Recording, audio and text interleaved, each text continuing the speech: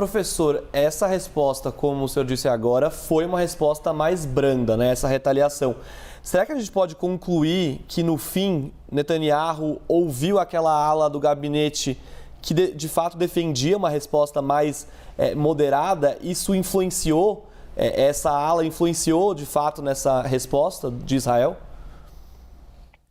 Olha, Diego, eu queria muito acreditar nisso, mas nada indica que seja isso. E eu vou explicar por quê.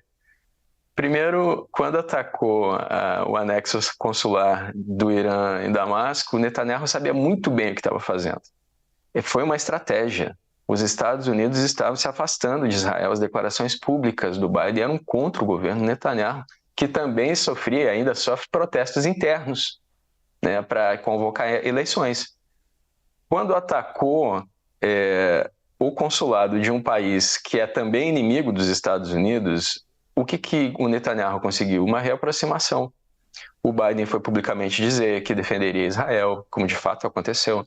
O Antony Blinken prometeu ao ministro da Defesa Gallant de Israel que estariam juntos, né? Houve um estreitamento dos laços e essas palavras não são minhas, são do ministro da Defesa de Israel, Gallant. O que se deu de fato? Houve uma defesa de Israel por parte dos Estados Unidos, tem 30 mil soldados ali, tem uma marinha muito forte, uma força aérea muito forte ali também no Oriente Médio, e tem bases americanas, especialmente no Iraque e na Síria, e é por isso que ontem, né, na quinta-feira, Israel avisou os Estados Unidos que faria uma retaliação contra o Irã, porque tem soldados ali e os Estados Unidos apoiam Israel. Mas Israel também conseguiu ser defendido pela Arábia Saudita, veja só, pela Jordânia, pelos Emirados Árabes Unidos, que são países muçulmanos, contra o Irã. Então, a estratégia do Netanyahu nesse momento, para não estragar essa parceria, inclusive com a Arábia Saudita, que vinha sendo costurada pelos Estados Unidos. Um dos requisitos da Arábia Saudita para que houvesse um estreitamento de laços com Israel é um apoio do programa nuclear civil da Arábia Saudita por parte dos Estados Unidos. E a Arábia Saudita não gosta que o Irã tenha um programa nuclear. O Irã é um país xiita, a Arábia Saudita é um país sunita, que no ano passado foram reaproximados pela China. Mas, de qualquer forma, nesse momento, o que é mais inteligente para um primeiro-ministro que está prestes a cair, que deve responder por crimes de guerra, assim que cair, tanto dentro quanto fora do seu país,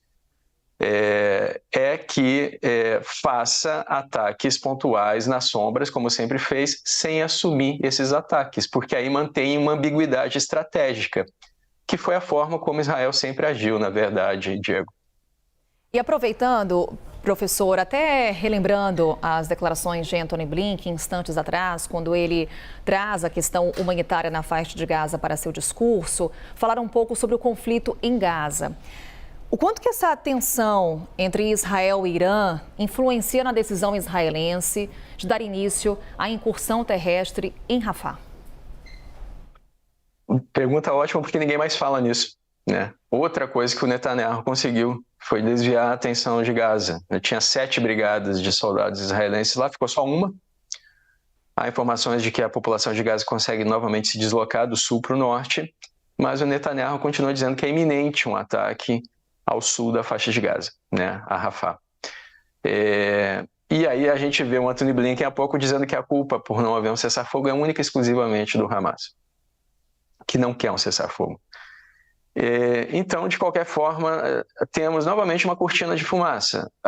Veja só, Carol, a gente está analisando uma guerra ao vivo. É muito difícil fazer isso. Geralmente, quando eu debato esses temas com os meus alunos, nós estudamos eventos históricos, né? O que aconteceu, como é que foi a resposta e tal.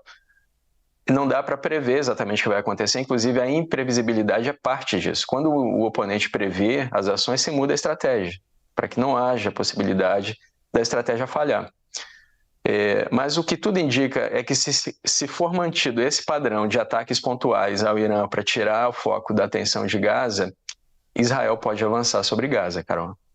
Professor Vitélio Brustolin, sempre uma aula aqui conosco na CNN Brasil. Mais uma vez, obrigada por estar conosco. Estouramos aí um pouquinho o horário na sua agenda. Até uma próxima oportunidade. Desculpe, bom dia. Imagina, obrigado a vocês. Bom dia a todos. Até já, Diego Pavão, nosso editor de internacional, daqui a pouquinho também volta.